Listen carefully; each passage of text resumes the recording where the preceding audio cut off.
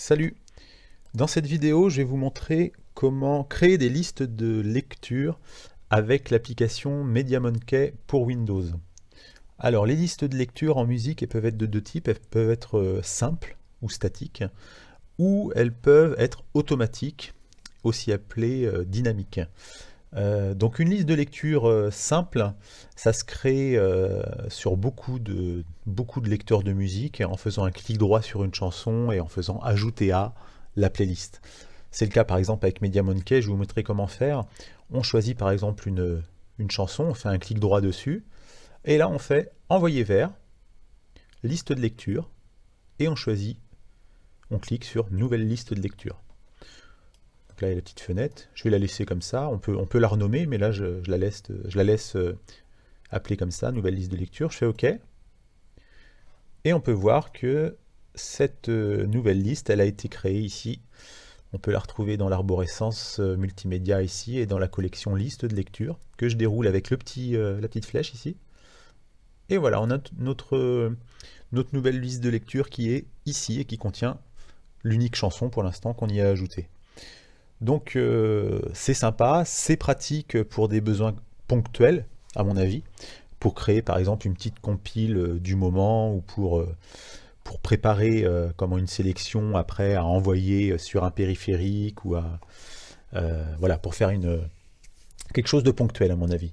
Le problème avec ces listes de lecture statiques, souvent c'est associé en fait à un fichier qui s'appelle un fichier M3U pour le type de fichier le plus courant, et qui contient juste une liste en fait des emplacements des chansons. Donc l'emplacement, ça veut dire que ici cette chanson, cette fameuse liste, elle nous dit que la chanson Baltique, elle se trouve sur notre disque dur C, dans notre dossier utilisateur, etc., etc., dans le dossier public.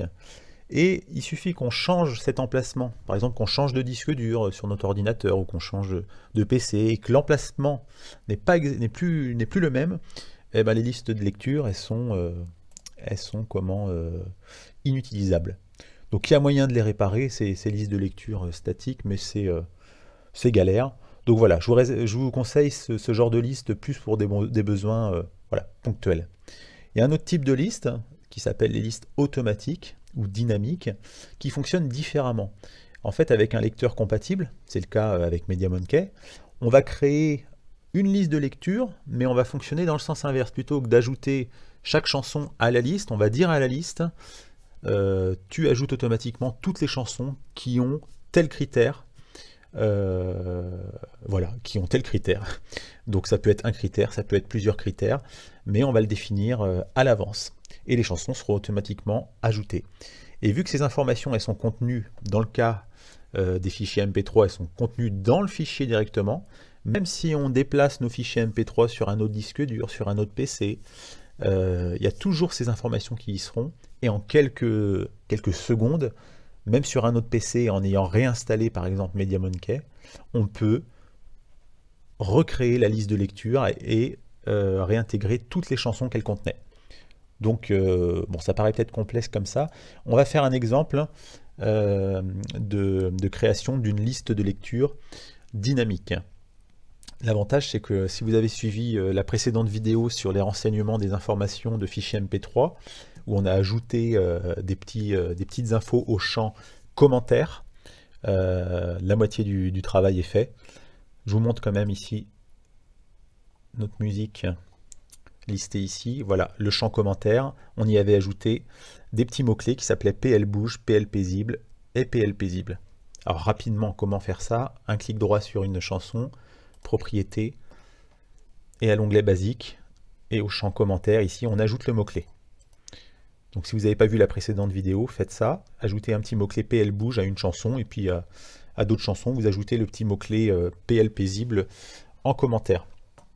Voilà, donc maintenant on va faire un clic droit sur la collection ici, liste de lecture, et on va choisir nouvelle liste, non pas de lecture, ça c'est les listes simples et statiques, on va choisir nouvelle liste auto. Voilà. Ici, on va choisir de nommer, on va nommer la nouvelle liste automatique, on va l'appeler par exemple paisible, pour créer une liste de lecture paisible. Et ensuite, on va définir le critère. Et en fait, on va dire à la liste, en fait, à MediaMonkey, que les chansons qui feront partie de la liste paisible devront avoir en commentaire le mot-clé PL paisible. On peut choisir la façon dont sera triée la playlist.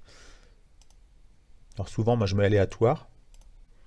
Voilà. On peut même définir le second tri, etc. Tant qu'on est ici, je vous montre ici, il y a une fonction, il y a un onglet avancé qui est réservé à la version payante de MediaMonkey, qui est vraiment intéressante. Je m'en sers pour beaucoup de mes playlists automatiques. Ça permet d'utiliser plus de critères que le mode basique. Mais pour commencer, donc on a choisi le champ commentaire avec juste le mot-clé PL paisible. On fait OK. Notre nouvelle liste de lecture est créée ici.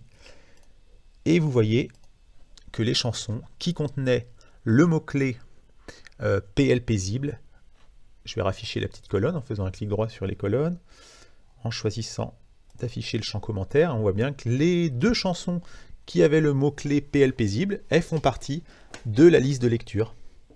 Et on peut lire la liste de lecture en faisant un clic droit dessus, lire maintenant. Donc là, on n'a que deux chansons, on se dit bah, ça ne sert pas à grand chose, on aurait pu le faire manuellement, mais imaginez pouvoir appliquer le champ PL paisible à 1000 chansons d'un coup, et ensuite pouvoir créer une liste de lecture qui va récupérer ces 1000 chansons d'un seul coup, et vous créez une liste de lecture automatique. Donc c'est vraiment bien comme fonction, et je vous la conseille pour toutes les listes de lecture que vous voulez avoir en fait en permanence avec vous. Voilà pour ces listes. Alors une petite si vous savez pas trop quoi créer comme liste de lecture automatique, alors je vous montre celle que moi j'utilise. Donc j'utilise par exemple une liste que j'appelle bouge, avec le mot-clé PL bouge. Voilà, trié en aléatoire, ici. Tac. J'utilise aussi une playlist que j'appelle texte favori, avec un mot-clé que j'ai appelé PL texte. Je me suis creusé pour le trouver. Voilà. Donc vous mettez ce que vous voulez comme mot-clé en fait. Moi j'ai choisi ça, la PL pour playlist. Mais vous pouvez mettre ce que vous voulez. Donc voilà, je crée aussi une playlist que j'appelle derniers ajouts. Mais pour le coup, celle-ci, je me sers de la fonction avancée. Donc là, vous ne pourrez pas le faire si vous n'avez que la version gratuite. Et en fait, j'y ajoute les 250 derniers fichiers ajoutés à MediaMonkey. J'ai une playlist aussi que j'ai appelée Favoris, tout simplement.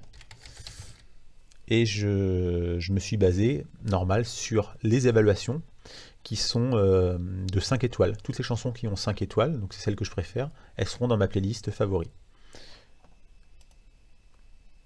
Qu'est-ce que j'ai d'autre comme playlist? J'ai une playlist aussi que j'ai appelée Récent. Pareil, je suis passé par la fonction avancée pour définir le critère en fait de date, où toutes les chansons qui seront égales ou supérieures à l'année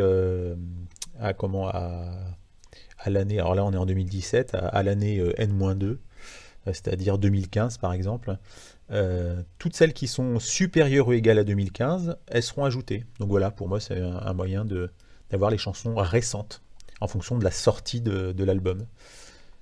Voilà pour ces idées de playlist. Et voilà pour cette vidéo sur la création de playlists statiques, comme celle-ci, ou automatiques, comme celle-là. A plus!